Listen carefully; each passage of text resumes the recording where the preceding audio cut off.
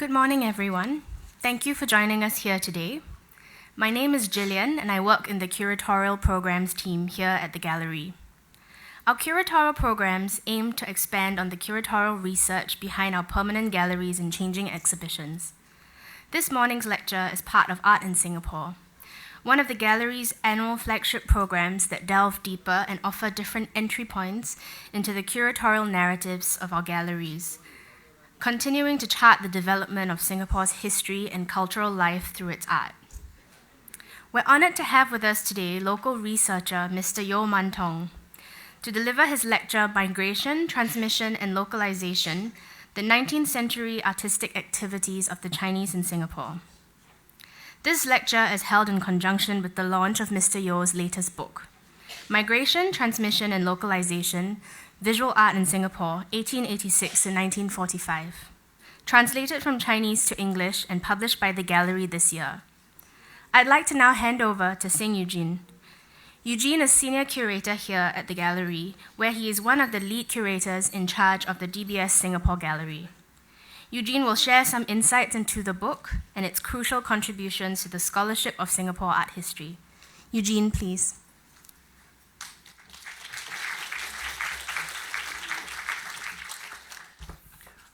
谢谢 Jillian。大家早上好。欢迎来到国家美术馆。我非常高兴能有这个机会介绍杨曼彤先生，并且呢，很高兴的能让他就是推出他的新书Migration, Transmission and Localization: The 19th Century Artistic Activities of the Chinese。那15年前呢，其实当我还是新加坡国立大学的学生的时候，所以是蛮久以前的时候，我首先了解了姚老师的写作。那时候可以说他这本书呢，就是新加坡战前华人就是历史文记，就新加坡战前华人美术史论记，就是这本书呢，其实是我的研究的这个好伙伴。没有这本书，其实说了，这是做研究，这是很辛苦的。因为有这本书的帮助，我克服了研究早期新加坡现代美术史的这个困难。就这些困难包括了缺少这些档案资料，例如就是艺术家的来信这些资料，还有许多照片，甚至是艺术品，随着时间的流失而就是丢失了。这是一种就是阻碍研究美术史的一个现实。这将我们带到了这个方法论的这个问题。因为由于许多艺术家已经过世了，而且幸存的家庭成员可能也不记得或者不熟悉他们的这些艺术家的这些艺术活动，所以因为那时呢，他们可能当然是很年轻的，所以口述历史也很有限。尽管在研究现代美术史的早期阶段面临这些挑战，姚老师采用了一些历史研究的这些方法。就是其中包括了这些检查这报纸，例如就是南洋商报，还有这些新洲日报，作为美术史的初级档案，让这个新加坡美术史扩大到视觉文化。所以姚老师在就是1990年出版的这本书，刚才我提到就是新加坡战前华人美术史论记。相比呢，这本新书呢，将新加坡的美术史的时间范围推回到了19世纪，做一个我说这个相当大的一个对于这个新加坡美术史的一个贡献。他还通过介绍张汝琪等早期的南洋艺术家，将新加坡的现代美术史从1952年由南洋艺术家发起的巴厘岛之旅转移到战前，所以把我们的美术史也转移到了这个第二次世界大战前的这个时期。所以姚老师的研究方法包括了视觉文化，例如就是研究这个广告图像，所以这个也是姚老师一个很重要的一个对美术史的一个贡献。这凸显了迫切需要学术界跨过不同语言的障碍，导致零散的知识找到共同的一个平台，从而重新建立这个联系，并进行这个批评性的一个接触。所以老师的书，我觉得被翻译成英文就是国家美术馆这个需要扮的一个很重要的角色，并使对新加坡美术史感兴趣的研究员和公众更容易迈出对我们新加坡美术史了解重要的第一步。好，就现在让我请就是我们一起欢迎姚老师登台分享他的研究成果，谢谢。首先非常感谢今天七早八早就跑来听我讲这个有关于战前的美术。那么资料是相当的多，我怕的是可能12点我们不能够结束，不过我尽可能应该快的我就快，应该慢的我就详细一点讲。那么主要我是通过3个故事，希望大家听完我的这个讲座之后，最少能够带回1个2个故事回去，那么你对新加坡早期的美术的发展，19世纪末的美术发展也有一个简单的轮廓。我今天的题目是回眸，让我们回头看，看哪一段历史呢？19世纪末新加坡的美术。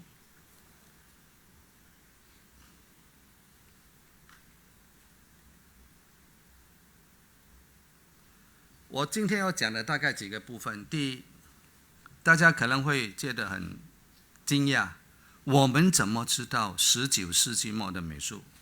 所以我的资料哪里来的？我用什么资料来建构这段历史？之后这些历史、这些文物或者是文献，我又怎么通过互补啦、互相补充说明，把这个历史给它更清楚、更具体化。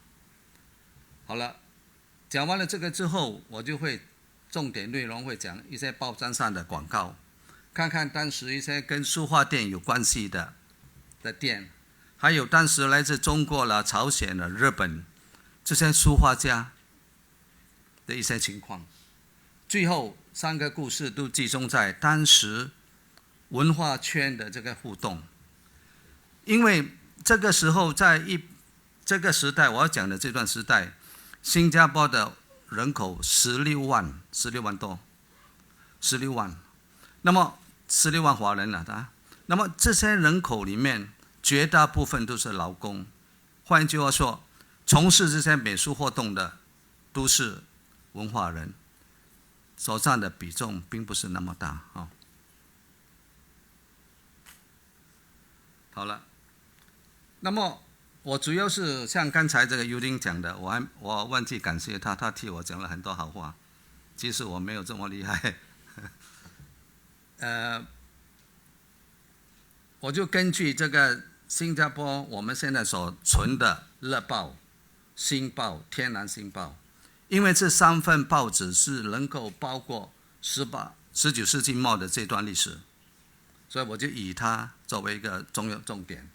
之后我通过广告、诗稿、一些画作、一些篆刻，或者是庙宇，或者是会馆里面的匾额，通过不同的世界现象、艺术现象，把它构建出这一段历史。好，这些提供我们的这段历史，从报章也好，或者是从这个文物文献，我们可以这么说，它是会说话的历史。你看到一个图像是没有什么，但是这里面所包含的意义非常的深。然后这些史料没有所谓大小，也没有所谓高低，也没有所谓正或者是偏，主要就是互相互补、互相补充。我举2个例子，我是怎么样进行去研究的。第一个例子，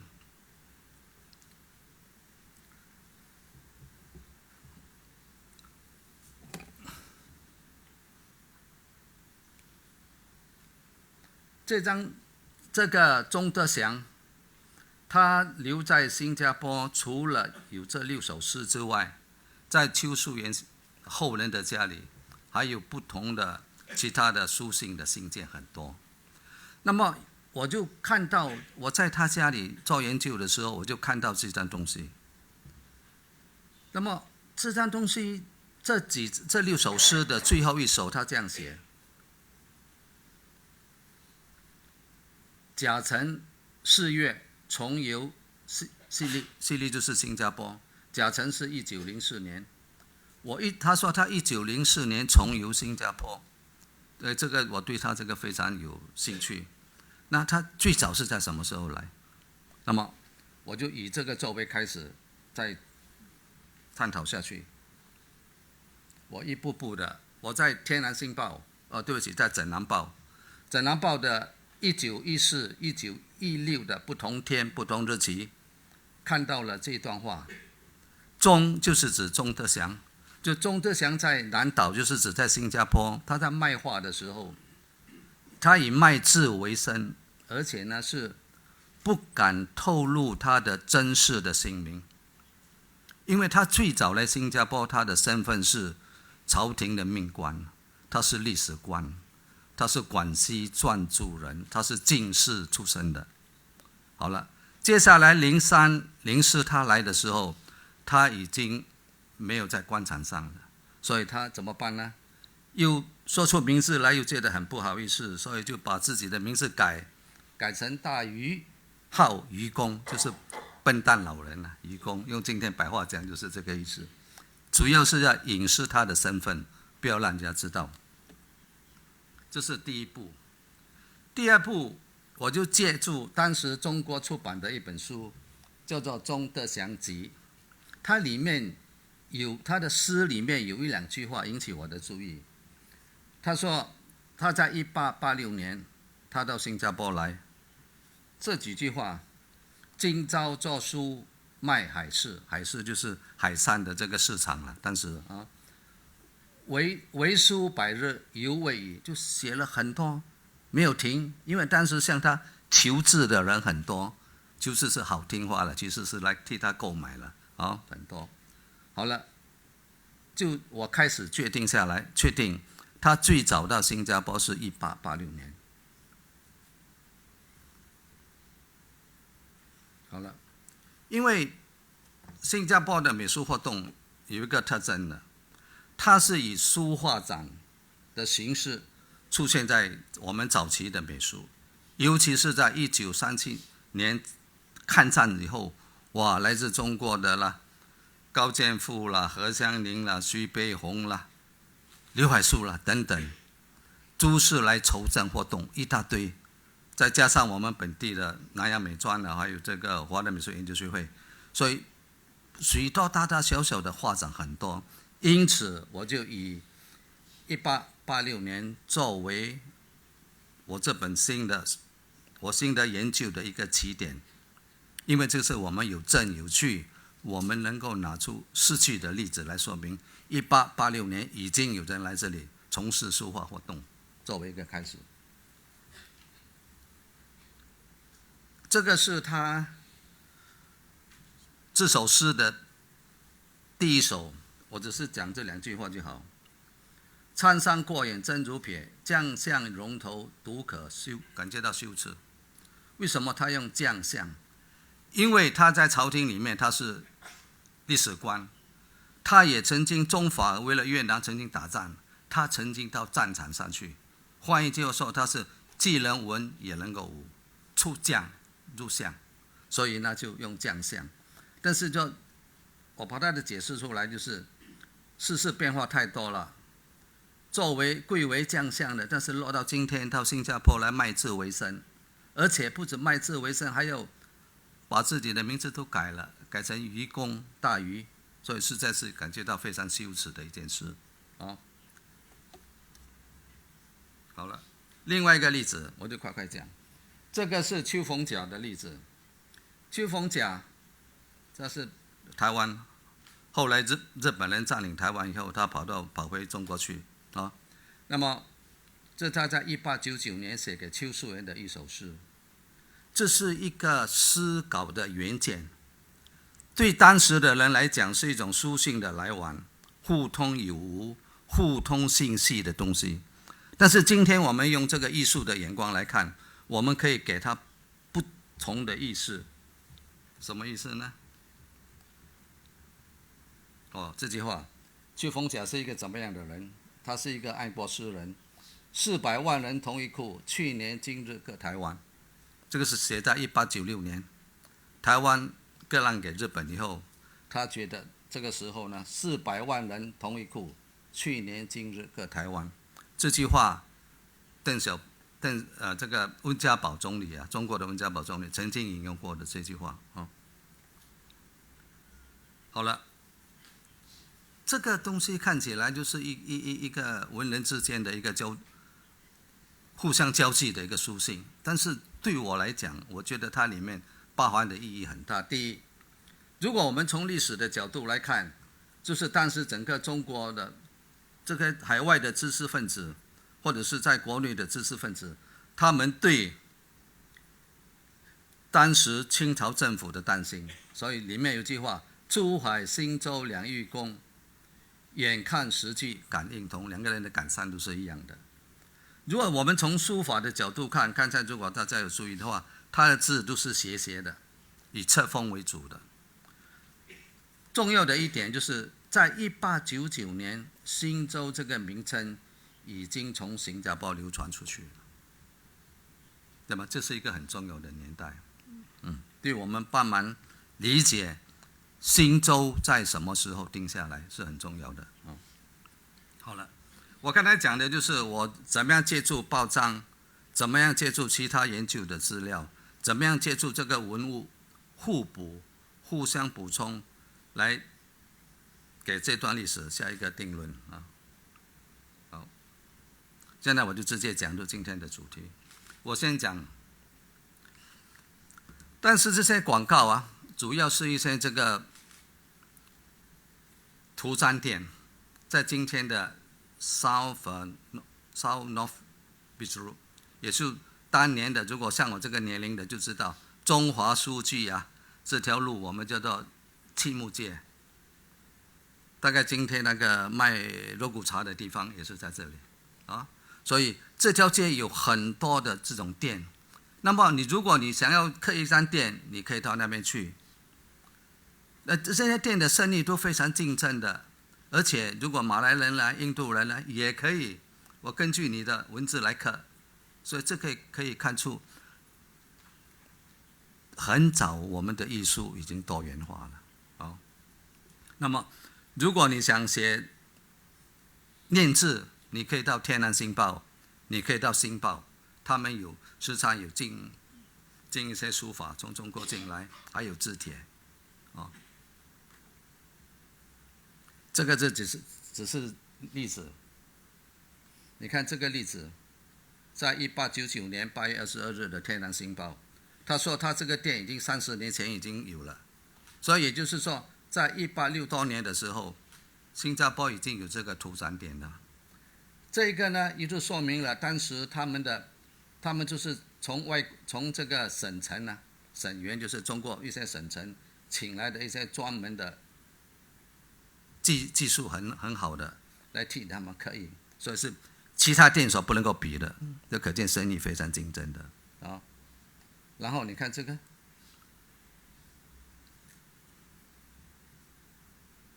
这个就是我刚才讲的，你要刻马来字也可以，印度字也可以，都可以的，对吧？这个是1899年的字帖。这个是如果会写书法的人，这个字帖非常重要。快雪堂法典总共有5册，是天南星报由邱淑媛拿出来卖的5册，当时的定价是40两，我不知道40两是多少钱，是相当贵的啊。另外一个，你看这个是。当我在读这个《天南星报》的时候，他说他的这个字啊，写在这个字写在这个纸上，它的厚度就是那样的厚，像茧，懂吗？啊，然后它的颜色呢非常的红，它的字呢是用泥金，我们画画有时候用这个金去磨了之后加一些胶质，可以拿来写字，拿来画画，看起来呢就好像一串串的珍珠一样。邱树园得到这个 ，OK， 这个是一个非常有名的书法家写的，他在台湾、在中国都非常有名的啊。那么他在1834年就写了这本东西，这本东西大概是这样厚、这样小，里面有大概10到20面，有不同书体的，这是其中的一体楷书。这个它是林苏东坡的字。好了，那邱树园呢就把这本书里面抽出各种4种体，可能楷体啦，或者是金文啦，或者是古文等等，然后拿出来卖，一本3块钱。这个我可以举例子，3块钱是一个怎么样的概念？当时《天南星报》啊，每一天有8版，每一份是5角5分钱。如果你订一个月7毛，1年7块，所以3块钱大概你就自己心里算一下，有值得多少钱了。然后我问一个问题，你有看过这样漂亮的字帖吗？有红的有金的吗？这是不可能的，对不对？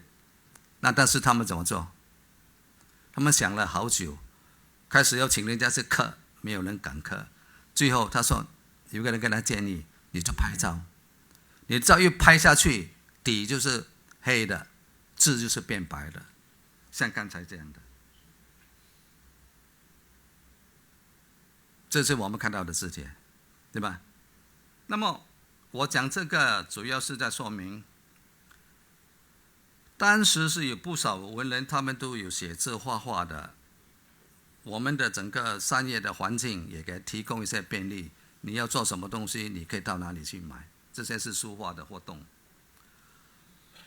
那么这些人为什么要把家里的这些重要的这些法典拿出来印？并不是要赚钱，因为他们都是虽然是流动迁移到南洋到新马，但是他们是心系祖国，希望能够把中国的文化根治在新加坡，把它移植到新加坡来，这是他的目的啊。重点绝对不是在这个盈利在赚钱啊。接下来我讲另外一个，这些书画家在买卖字的，这里面有包括来自中国的、日本的、朝鲜的。那么这些书画家都是主要他们来的时候就以新加坡作为一个开始点，然后就这样上去，有到槟城，最远的到苏拉巴亚，就是今天的泗水。这种传统很奇怪的，你看战前从中国拿来的筹整的画家，几乎以新加坡作为一个 starting point， 然后就到吉隆坡，然后到怡保，然后到槟城，都是走着这样的一条路，这是一个传统来的啊。那么你要想一下，这些人、这些朝鲜人、这些日本人、这些画家，谁认识他？他不像今天这样，我们可以举行一个画展，来敲锣打鼓来卖，不可能的。那怎么办？就在报上登广告。登广告呢，那你总是要有人来替你推销，所以呢，往往都是报馆里面的主要人物来替他推荐，替他定这个论格，也就是这样的尺寸应该多少钱，那样的尺寸应该多少钱啊？这是一般上的一种推销的策略。然后就在广告上面就写他住的地方，你如果觉得有兴趣，你就到什么地方去找他。之后呢，又觉得自己来卖书，总要提出一些理由，这里面就有很多理由了。有的是呢，希望能够卖点书法，卖点字，然后可以去旅行，赚一点费用。有的呢是说，我学了一身的好本领，尤其是日本来的画家都这样讲，我学了一身好本领，我希望能够把我所学的传授给下一代。或者有的是说，我主要的目的是跟一些文人交流等等。那么偶尔也有附带条件的，好像这个邓家兰他就说你要叫我写字，你的纸不好的我不替你写，你这个纸写完了之后书法拿去送给妓女的我也不替你写，那这是他们的条规了啊。然后我现在举一个例子，一个画家在新加坡但是非常有名的画家，他这个人曾经替张金梦他翻译那个《三国演义》变成马来文，里面的插图都是他画的。我就是看了他的广告之后，他这样讲，我就去找我们图书馆还有的，但是他出版的一些《三国演义》马来文的，里面的插图就是他画的。而且这个人他当时的生意都很好，他时常被请到外地去，在报章上时常看到的，去到其他地方去作画。我相信今天的槟城应该会有他的画，在一些庙宇里面，只是我没有注意。好多年前我跟我们的画家许茂峰先生提过，他就跟我讲，他早年在这个大巴窑的修德善坛有看过他的作品，之后也大概失掉了，也没有人知道。那么他的价钱很高的，比外国来的都高。我跟他看过，就是272 cm 乘136 cm 的画这个福禄寿啊，他画了之后，在画的旁边他用泥金去勾出来的，26块一幅啊。那26块是怎么样的一个概念？我在报纸上看到这样的一个广告。1895年，那个威斯顿的马戏团到新加坡来表演，你每一场2个小时，最好的大概有厢房的这样，可以坐6个人的，价钱是10块。接下来的有的是1块5角，有的是5角，有的是3角。那邱淑园的504冬天会组80万字，2块钱，但是他画一张画26块，是蛮高的，在那个时候啊。这是他画的曹操，这从那个郑静文的那个出版的《三国志》里面拿出来的。接下来这个朝鲜人也来了，你看他是由邱淑园帮忙他定这个润格，这是他的字。乃大经一段话是《桃花源记》里面的一段，我只是在其中的一部分。然后这个是从报章上的广告，告诉大家，让大家看一下，好像许冠廷、刘英台是本地的，许冠廷是来自福建的，最后一个潘飞生是来自香港的，这些人都没到，但是我们替他登广告，然后来买字啊。好了，那么他们这些活动对我们今天的意义在哪里？这是我想稍微提到，一定要有它的意义的。最少他们这样做对本地的书法有一种推动的，更重要的，他把中国的文化移植到新加坡来。那么你看1922年有一个展览会，当时我印象，当时就有学生的书法作品在报章上被评论，写得很好。为什么好？它应该是有凝过、磨过、凝过碑或者是铁，所以它隶书写的苍古，它的楷书写的秀丽。1922年代，我们的学生能够写出一手好的书法啊。1928年，唐衡甫的质朴，朱天寿先生在台下，我好像他是跟他学过，上过他的诗书的，唐衡甫。那么1919年，《新国民日报》张树拿，从他做《新国民日报》的主笔以后，时常就登广告，他可以替人家写字广告。那这说明19世纪末到我们的战前，我们整个商业活动的重点呢，华文非常的重要啊。大家看到这个东西吗？啊，这个是我最近跟朋友到这个一家菜馆去吃饭。1930年代潮州酒家的一个用非常秀丽的楷书写出来的这个价钱，你看，鸡有这个鸭有5香金鸭7毛钱，啊，怎么一大堆腰呢？这个烧鸡多少钱，烧猪多少钱都有的。这是我要说明的，就是以非常秀丽的楷书来写这个菜单。这张现在还在这个酒店里面，我不可以讲，等一下变成打广告啊。私底下可以偷偷讲啊。那今晚我会过去吃饭在那边，因为我觉得很有意思。这个红海就在我们这个 Giniru 的咖啡店隔壁。有一次我去喝了咖啡，抬头一看，诶，这2个字谁写的？张树奈不得了，这是我找了很久找不到的字，现在我们都看到了。好了，接下来我就通过3个小故事，这3个小故事带动说，当时在那个时代，19世纪末，我们有没有从事篆刻的人？这些人他们的意义在哪里？这个第一个故事。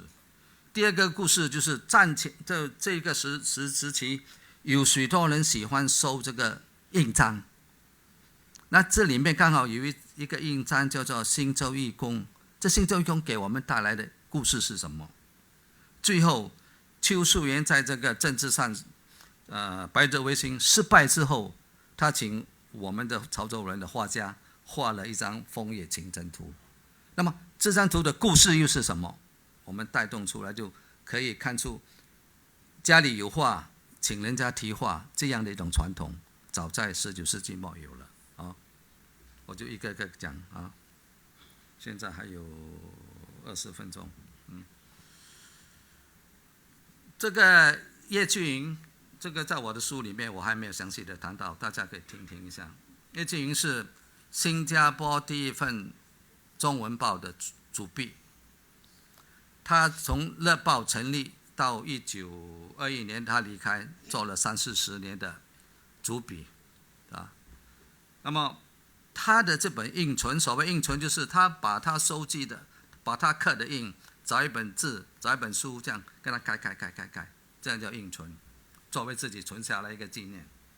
从这样的一本书，你可以看出当时的文人对家国的怀念，或者是抒发他心里面的不牢骚，或者是把这些印送给一些朋友，送给什么人？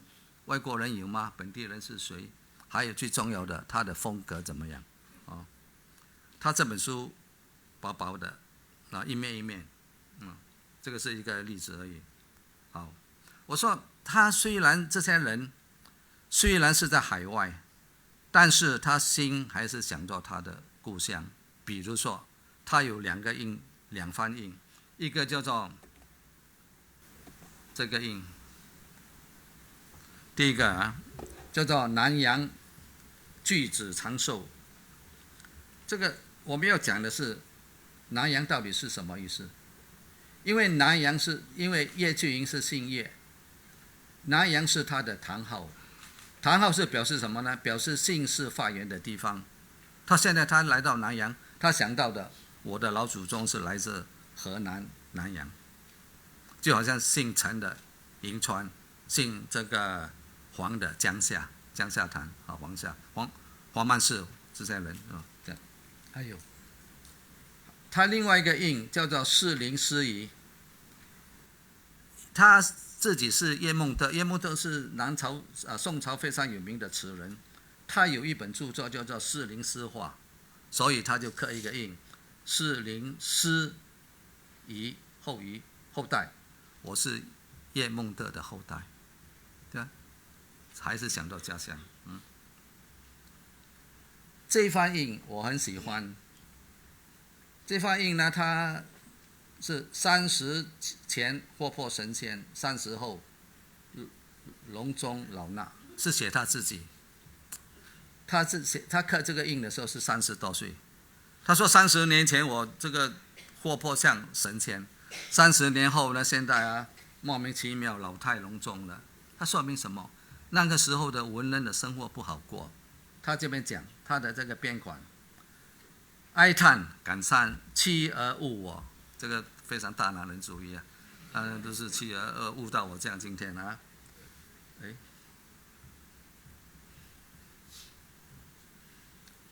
然后自己又对各种名利看不开，时间又过得那么快，错向人间走过。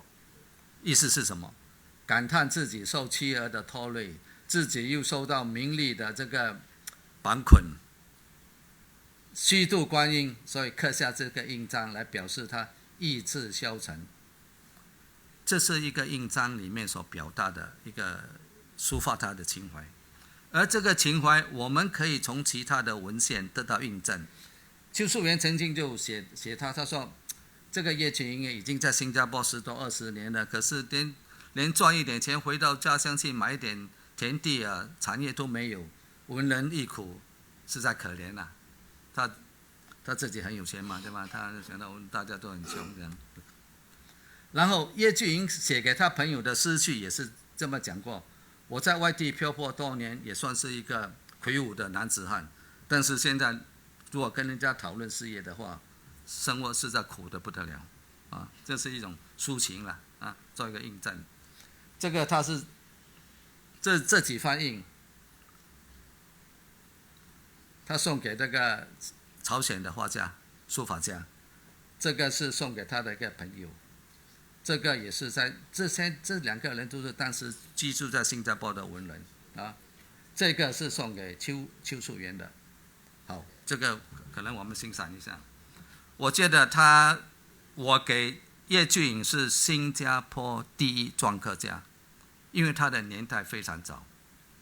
那个年代我们所知道的篆刻人，也就是他。当然战后有吴德宪先生是篆刻家，他女儿也来了。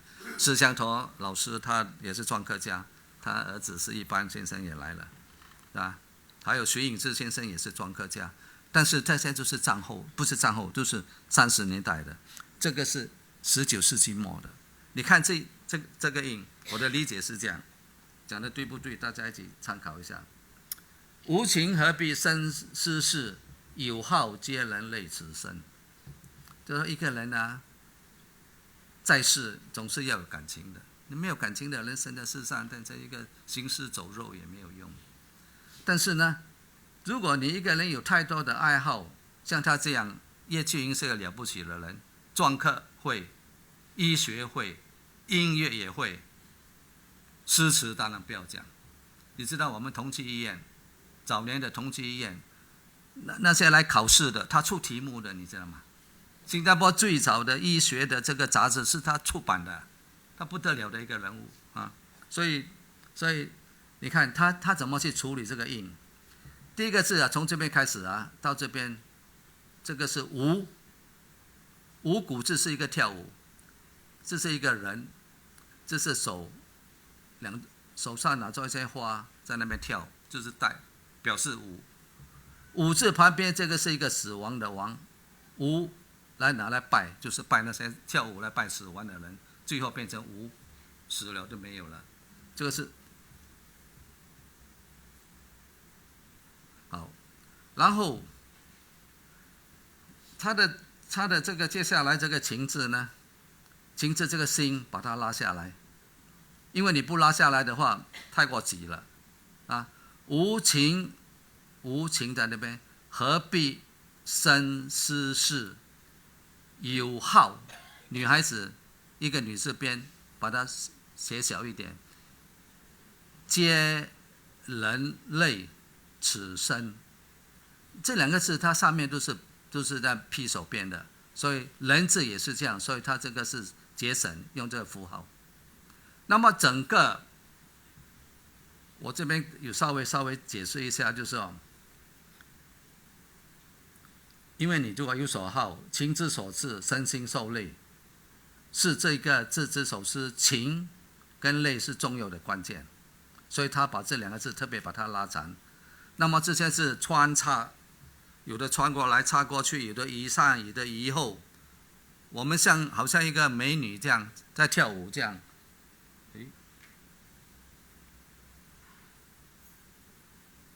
顾盼生姿，他回眸一下，白眉山嘛，对吧？那么这个，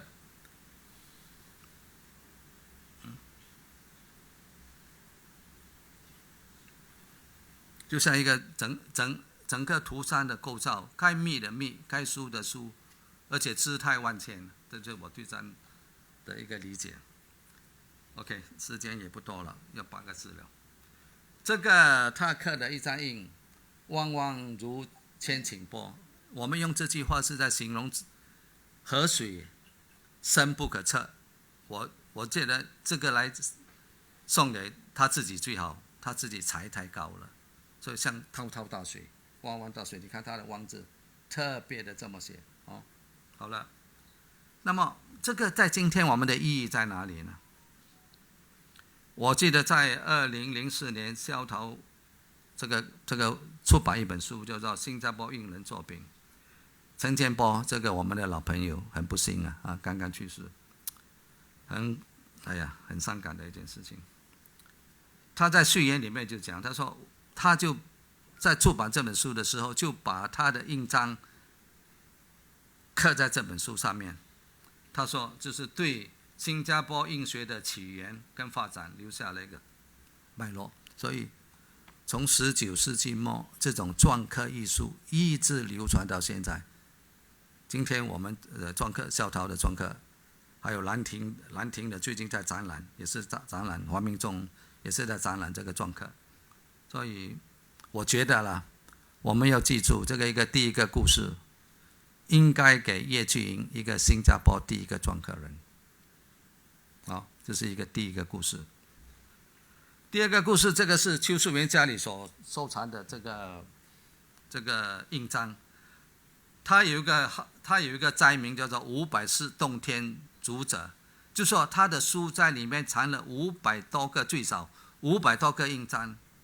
在80年代我到他家里做研究的时候，剩下不到80个，其他的不能跑到哪里去了，对吧？那么然后这里面有一个印章叫做新州义公，这个我讲一下新家第二个故事，从这个印章给我带来的一个故事。这个有人说新州就是我问过90后的90后的小孩子们，我说你知道新州米粉的新州是什么意思吗？他说新州米粉就是新州米粉，还有什么？我说不对，你是新加坡人，新州是等下变名就是叫新加坡。哦，他说有这样，我说当然有了。今天我来听我讲，他就更清楚，这是一个新州的故事。但我们不知道，很多人不知道。但是有的人认为新州这个名字是左炳龙，左炳龙是清朝驻新加坡的领事。那么他有一天到苗栗去旅行，去玩，回来的时候他就远远的回到新加坡岛之前看过去，他说又看渔火照新州。哇，这个灯光啊，照着我们的新州，所以人家就以为左炳龙是最早提出新州的。其实我的看法刚好不大一样，因为邱树元讲得很清楚，他说有一天在一个非常偶然的时候，他爬到高的地方，远远的望过去，对面的灯火像星光这样的灿烂，还有山坡下的那些渔船上的火，非常的漂亮，而且非常的远的，看起来就像天上的星光一样。然后他就想，新加坡一上来有人都把这个叫做新加坡，但是有些人把新加坡的星换成天上星星的那个新加坡。他说这个是不是翻译的巧合？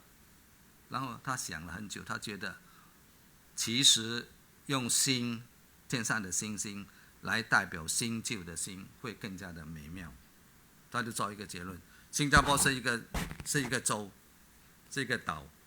那么为什么用坡？用州更好，州就是海上的陆地嘛，所以新州就是由他这样而来的。所以我的看法是对这个印章的故事是这样，左炳龙虽然是第一次提出，但是他是在写诗歌，偶尔看到的情景，灯火照新州，唱过了就算了。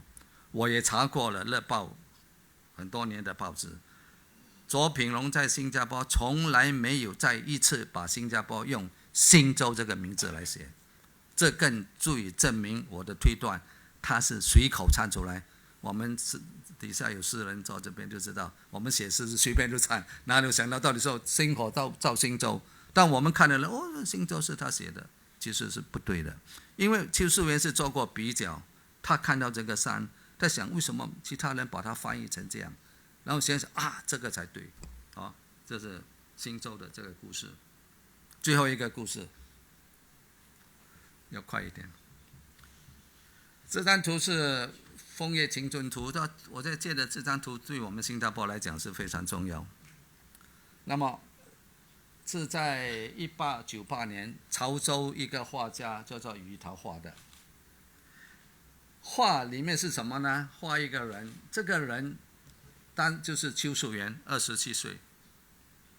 这个时候，因为他支持这个白日维新戊戌政变失败，所以在政治上他觉得非常的消沉，在意志非常消沉，所以希望呢自己坐着一艘船，清风明月，然后好好的享受自己，不要再为这种世俗的事情所困，这是他的一个想法但是他才27岁而已。这张画在80年代我看的时候还好，2-3年前再去看的时候已经这样破了。我想那天前几个礼拜我想到邱树元后人的家里，跟他借几张那个书法，让大家看一下，这是100多年前我们新加坡的外地的书法家写的。可惜那些香已经钻起来了。我们这2个人，他的儿子，他的孙子曾孙是医生，我们2个人干也干不动了。最后我说算了那个 Dr. 黄信仁不懂今天有来吗？他很好客，他来干。我说不，等一下2个人受伤回去，大家都麻烦了。7-8个香你要从那个拿下来很麻烦，而且不知道放在哪里，就算了。这个我觉得最大的遗憾是这样，要不然我带来了，大家最少可以看一下，那个东西就活起来了，具体的有感觉的但是没有这个机会，改次吧。好了，这个是我刚才讲的，这个我就不讲，这个历史我就不讲，这个也是我刚才讲的。那么他就画了这个画以后，他自己提的就是枫叶青春咏。这枫叶青春图是整本画册这样厚，里面有几十个中国当时在广州、福建一带的名人，都写诗跟他吟唱，唱和他，是吧？就虽然请人家画了这幅画以后，然后就写给默默，我就得了一张枫叶青春图，你来跟我提示，就是在形成了这本枫叶青春图。那么这个这本画册对我们的意义，就是说我们可以看到福建广东一带的名士的书法家。第二的，它是保留了100多年前在新加坡从事这个书画活动的文人的作品。我给大家看一下，这个字写得很好林运台。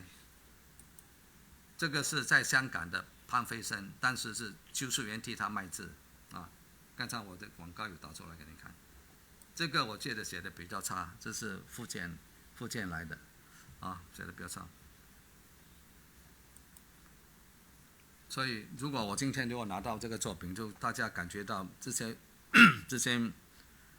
100多年前的作品，我们都可以可感的、可触的。这种情况就好像我到施香托先生、施一般先生的家里，或者是张鲁去的女儿的家里，看到张鲁去的画，你会震撼。很少人知道，但是看过去的有的是破了，很伤心。同样的道理，但是你们读我的书，你感觉不到。对我来讲它是立体的，可以感觉到的好了，枫叶青春图其实还有多一张，我的书里面没有提到。今天给大家看一下。邱树元不喜欢这一张，这一张好像是竹林七贤一样的。那个时候，这个邱树元是心里面很闷，要自我解放的，放逐到海外去的，不可能喜欢这一张。所以他的那本《风月清真图》里面没有这张画，他不收这张画。但是这种有了一张画，请人家题诗的这种概念流传下来，这是1924年的一张。这张更妙的就是黄在林先生写的，他1945年写，他画一个梅花，然后10年里面请了19个书法家替他题字，这就是一种传统。今天讲到我自己，这个兰花是邱树元后人的，他转送给我。后来呢，我就学人家风雅一下，我就请徐梦凤替我题诗，就题在上面一大堆诗。这个就是一种传统，一种传统。几十年后，当我们要在研究美术史的时候，这张就是一个文献。我们还是保留这样的传统，一个是搞美术史的，一个是新加坡现在书画都非常好的徐梦凤的作品好了，那么当时有另外一种风气，这个我很快的多5分钟就好了。有一种风气就是说，如果你家里有些好的东西，好像邱家他这个是林则徐，我们知道就是烧鸦片的林则徐，他有一个帖，那么邱树元找人家看，还有他的在福建一个画家，这个画得很好，我很喜欢这些画，就请人家来看。这里面包括徐悲鸿也看过，还有包括当时在1929年到新加坡开书画展的何香凝也看过。所以革命尚未成功，他写努力2个字，我们知道他的意思。林文庆也看过。林义顺也看过，这个是林文谦的英文签名，这个是林义顺的签名，就说这是一种传统，欣赏的传统。好了，接下来我们除了这个之外，其实我们还可以看到在庙里面很多的匾，这个是左炳龙的，这个是1920年代潮州八义会馆的，这个是徐悲鸿在图书馆后面的替一个海英士题的。我去拍的时候，他收起来放在后面，他不知道重要。我后来走了很久，我就离开了，这心里很不甘愿，再跑回去。原来他放在角落头，所以就是这样拍下来。再多几年后可能没有了。这种传统你看，请名人来提的，这个是1996年中华总商会90周年，由李枕端博士写的，是吴作栋总理用放眼四海送给中华总商会的，今天都还在流传。另外一张是这个我们的老书法家郑守义写的，是在2006年为新加坡中华总商会成立100周年写的，也是李总理请他写的。我的意思就是说，这种传统从书法、从篆刻、从题画、从匾一直流传下来。OK， 这是我今天所讲的，这是我的整个构架。我以这个报章作为一个，这个是等边三角形，没有所谓正哪一个重要，它互相补充的。刚才我解释过了，3个故事都有文物在证明，研究的资料，下面就是这些报章，构架出19世纪末新加坡的美术。11点53，谢谢大家。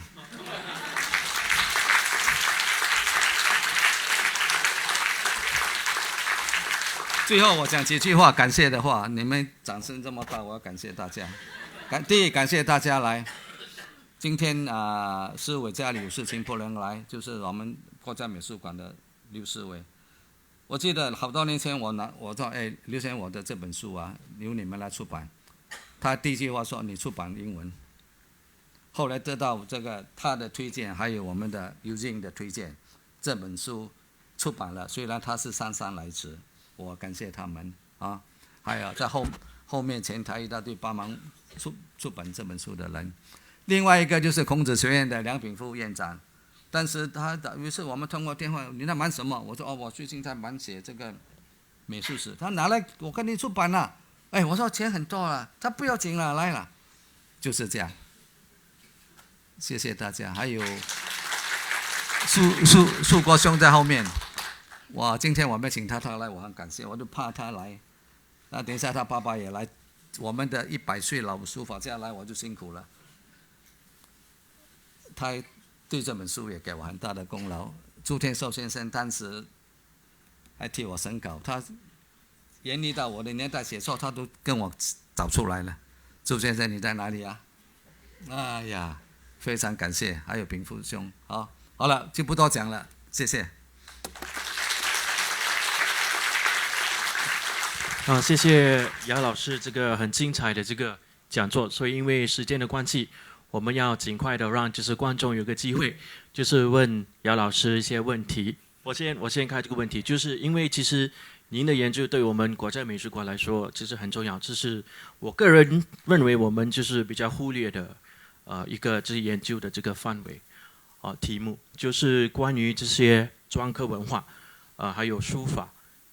其实我们在19世纪的这一个范围之内呢，我们国家美术馆的这个永久展厅，就是新加坡的这个永久展厅，其实没有深入的展出这些您刚才跟我们分享的作品。所以我是想问，就是姚老师，如果这个国家美术馆我们要深入这方面，然后呢要怎么样去展出这些作品您的这些感想？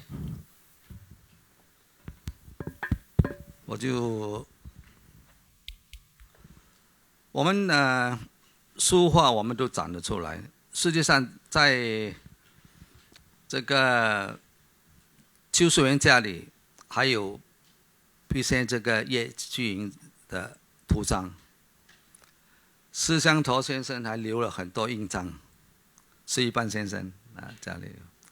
吴美女士就是吴德先生，他是书法家、篆刻家，也有一些印章。徐颖之先生家里，他也是篆刻的，也留下了不少的印章。如果我们能够有机会搞一个小型的印章展，是别开生面的。一般上我们的书画，如果有一个篆刻，如果有可能的话了，这是应该不错的。因为他从19世纪末开始，一直到今天，我们都一直在篆刻，很多人都在学，尤其是有不少受这个年轻一代的都在学，这是我想得到的。好，谢谢老师。那么我们前面有一个问题。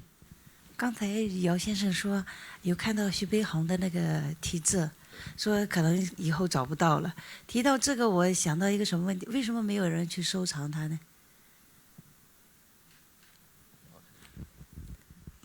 谢谢你，木青谢谢你今天来听我讲。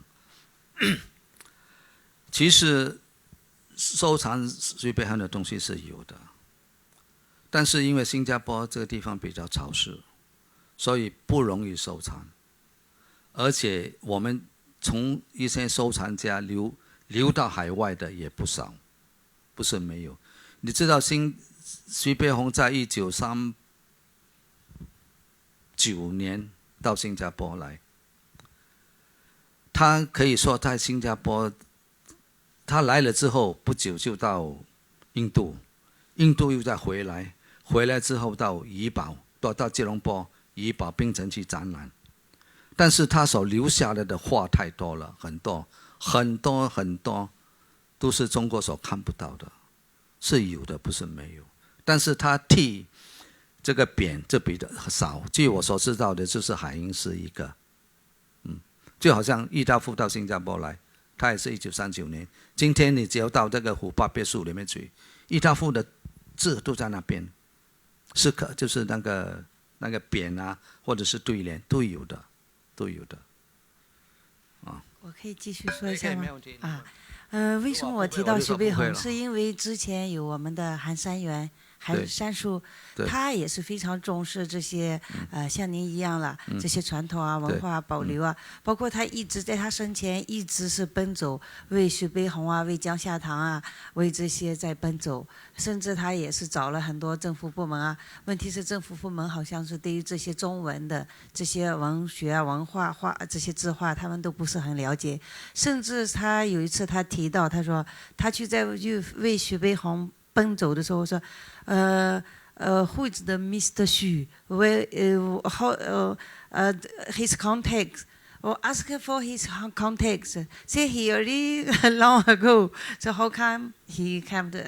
说不可能有他的那个，说他已经去世了。说好多可能是很多方面还没有重视到我们这些华族文化的这些经典啦。所以其实就补充一下，国家美术馆其实一直都想收集就是徐悲鸿老师的作品，当然，所以我们国家就是我们的新加坡就是永久展厅里面其实有展出一幅徐悲鸿的作品，就是放下你的鞭子。如果要收藏的话，可能要卖掉这边嘛。可以说是那幅是我们在整个国家美术馆最贵的一幅作品，所以我们也是要收藏徐悲鸿老师的作品，其实也是很不容易。因为我们资金也是有限。可是如果有谁要捐给国家美术馆，我们当然是非常乐意非常乐意，就是可以让我们知道。谢谢。讲到这个徐悲鸿的放下你的鞭子，其实他这张画不如司徒桥的放下你的鞭子。司徒桥那张太好了，他是把整个剧情的重点表现出来。这张画现在在中国，他的家人捐给中国美术馆，所以有机会把这两张画来做一个小型的展览也是不错。我相信中国美术馆应该可以答应借给我们的，肯定可以的。因为这个时候是代表着1940年代那种新加坡华侨怎么样团结一致筹款给中国的那个情况。所以觉得杨老师说的很对所以再补充也是，我们一直都很积极的向这个国家美术馆，就是说我们想要借司徒桥这幅作品，就是放下你的鞭子不只是那个作品，它也是很多素描，关于这个放下你的鞭子的素描，其实也是在他们的收藏里面。可是呢，跟他们借也是不容易，可是我们会尽力希望能就是实现不急不要紧，希望在明天。好，如果没有问题的话，我们就感谢姚老师今天给我们分享他的研究非常感谢姚老师好，谢谢。